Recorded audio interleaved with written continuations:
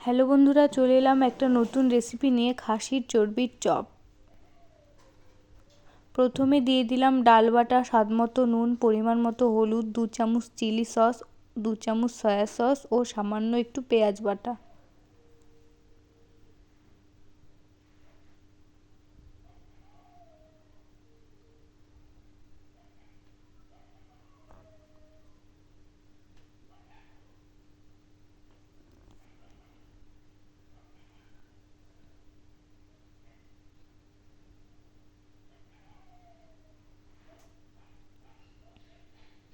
এরপর ভালোভাবে মাখিয়ে নিলাম।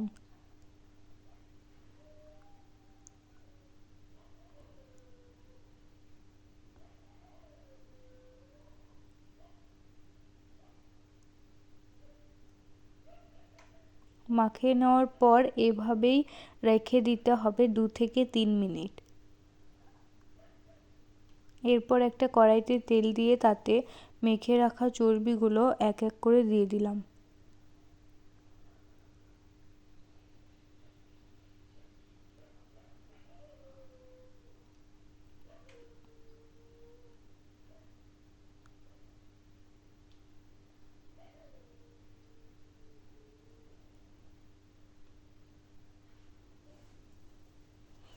তারপর এপাশ ওপাশ উল্টে পাল্টে ভালোভাবে ভেজে নিলাম।